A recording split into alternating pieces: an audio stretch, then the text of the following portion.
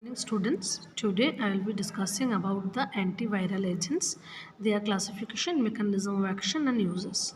I am Shipra Banerjee, Associate Professor of Brainware University, Department of Pharmaceutical Technology, discussing these topics. So first of all, we should know what is the virus and what is bacteria, and the big difference between the virus and bacteria. Bacteria, the cell wall is made up of peptidoglycan, whereas in case of virus do not contain a cell wall. The genetic material is enveloped by a protein coat known as a capsid. In case of bacteria, they are large in size. The sizes ranges from 900 to 1000 nanometer. But viruses are smaller in size. The sizes ranges from 30 to 50 nanometer. They are living organism. And the virus can replicate within only the host cell.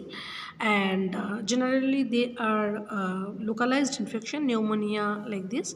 And virus causes systemic inflammation like flu, influenza. So for bacteria, we have to use the antibiotic drugs, and for the virus, we have to use the vaccines and antiviral drugs.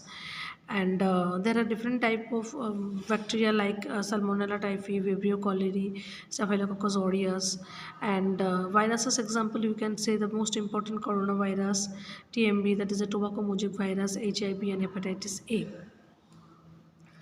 Now we will come to the antiviral agents. So antiviral agents are the substance used in the treatment and prophylaxis of the disease caused by viruses. Viral diseases include influenza, rabies, yellow fever, poliomyelitis, mumps, Ebola, HIV, AIDS, herpes, warts, and smallpox. Viruses are obligate pathogenic parasites. That means it only replicate within the host cell, and the viral replication depends primarily on the metabolic process of the invaded cell. That means whenever they will be invading in the host cell, the replication will be there. Viruses do not process any cell wall, but they have the RNA or DNA enclosed in a shell of protein known as the capsid. So that is the structural outside. The capsid is composed of several subunits known as the capsomeres. One group of RNA virus that deserves a special mention are retroviruses. They are responsible for AIDS. So retrovirus contain reverse transcriptase enzymes that make DNA copy of the viral RNA template.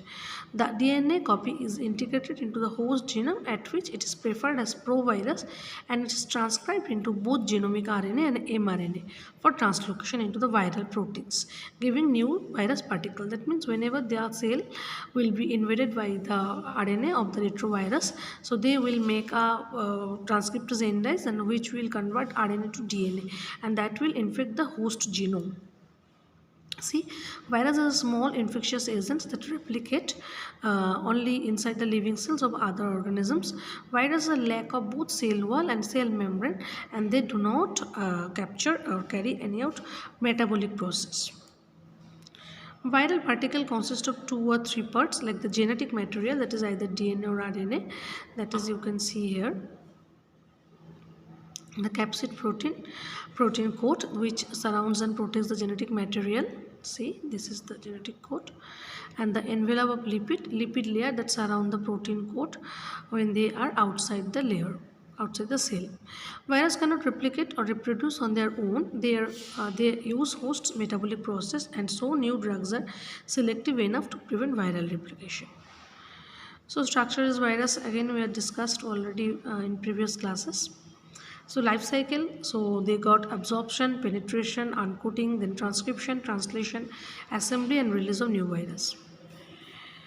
So viral disease come with the common cold, chickenpox, flu, herpes, HIV, AIDS, human papillomavirus, infectious mononucleosis, mumps, measles, rubella, shingles, and the viral gastroenteritis, that is a stomach flu, viral hepatitis, viral meningitis, viral pneumonia. And routes of viral transfer are like skin contact, respiratory, fecal, oral, milk, transplacental, sexual, insect vector, and animal bites also. Now coming on the classification of the antiviral agents. So based on the treatment, that is the treatment of respiratory virus infection, anti-influenza, the drugs are known as the amantadine, and the derivatives are amantadine and rimantadine. Treatment of the herpes and cytomegalovirus infection like purine nucleotide and pyrimidine nucleotide and phosphorus derivatives. They are just preventing the synthesis of purine, pyrimidine and phosphorus derivative. Like the drugs are acyclovir, ganciclovir, vidarabine, trifluridine, iodoxiridine. Now, treatment of human immune deficiency virus like reverse transcriptase inhibitor, NRTI and NRTI, NNRTI, and there are different another derivatives like nucleoside and purine derivative and pyrimidine derivative. Non-nucleoside drugs are there like nevirapine. These are them. Some of the protease inhibitors are there which will inhibit the protein synthesis, squanavir, ritonavir, indinavir, and some of the integrase inhibitors that will inhibit the integration of the DNA, zentivir and reltinavir. Now coming to the non-selective antiviral agent, that is the ribavirin, adifovir, dipovoxyl, interferon alpha. So coming to the first drug, amantadine. So it occurs as a white crystalline powder. It is odorless and bitter in taste. It is sparingly soluble in water. Now coming to the mechanism of action, amantadine exerts its antiviral effect against the influenza A virus. It inhibits viral replication by interfering with the influenza A virus M2 protein. That is influenza virus having the M2 protein, an integral membrane protein which will be prevented.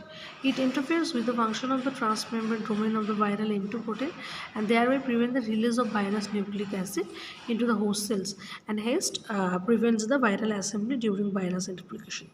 So it exerts its anti-Parkinsonism effect by stimulation of the release of dopamine from the dopaminergic terminals and inhibits its presynaptic uptakes. That means this drug is also effective in the dopaminergic disease like anti-Parkinson. Use prophylaxis and treatment of RTI, that is the respiratory tract infection caused by influenza A, and treatment of Parkinsonism. Now amantadine, another category of the drug, it is also having the structure like the amantadine. It occurs as white crystalline powder. It is having sparingly soluble in water. It gets metabolized by glucuronidation and hydroxylation. That means a small portion you can get metabolism by glucuronidation and hydroxylation. Same as amantadine. And prophylaxis and treatment of RTI caused by influenza A and treatment of Parkinsonism is also done by this amantadine drug. Now coming to the another drug, iodoxiuridine. So this is another drug, 5-iodo-2-deoxyuridine, where there is a iodo group and deoxy group is there, 2 oxygen group is there. Here you can see, okay, and one tetrahydrofuran group is there and 2 OH group is there. So chemical name or ionic name is 1,4-hydroxy-5-hydroxymethyl tetrahydrofuran 2-5-hydropyrimidine 2,4-1H3N diamine. It occurs as a white crystalline powder. It is odorless and bitter in taste and slightly soluble in water. It resembles thymidine and inhibits viral replication as it is substituted for the thymidine in viral DNA. Thus, in turn, inhibits the enzyme thymidylate phosphorylase and viral DNA polymerase. So, you can get in GPAT questions, so which enzymes are inhibited by the iodoxiuridine. The results in the formation of the damaged DNA. As a result, the DNA cannot be replicated in the host cell or the viral growth will be prevented. So, treatment of keratitis caused by herpes simplex and herpes zoster. So up to this I am completing here and another chapters will be discussed in the next class. Thank you. Thank you very much.